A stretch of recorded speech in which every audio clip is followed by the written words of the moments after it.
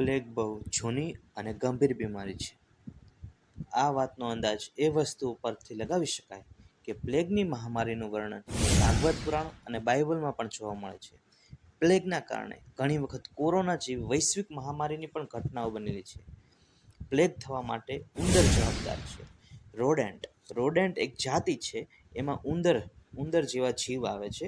કોઈ પણ ઉંદર પ્લેગથી પીડાતો હોય તો એ ઉંદર એના ઉપર ચાંચડ ચોંટે અને એ ચાંચડને ઇંગ્લિશમાં ફ્લી કહેવાય. ફ્લી ગુજરાતીમાં આપણે એને ઈંતેડી કહીએ. એ ઈંતેડી પ્લેગવાળા ઉંદરને કરડે પછી મનુષ્યને કરડે એટલે મનુષ્યને પ્લેગ થાય. હવે મનુષ્યમાં 3 જાતના પ્લેગ જોવા મળે: બ્યુબોનિક પ્લેગ, ન્યુમોનિક પ્લેગ અને સેપ્ટિસેમિક પ્લેગ. બ્યુબોનિક પ્લેગ છે એમાં બગલ અને જાંઘના ભાગમાં લસિકા ગ્રંથિમાં સોજો આવી જાય. લસિકા ગ્રંથિ એટલે લિમ્ફ નોડમાં સ્વેલિંગ આવી જાય અને બ્યુબો એક ગાંઠ ફોર્મ થાય એટલે એને બ્યુબોનિક પ્લેગ કહેવાય.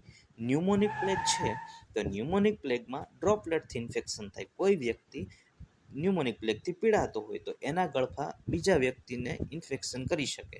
અને સેપ્ટિસેમિક પ્લેગ છે તે લોહીમાં પડી જાય.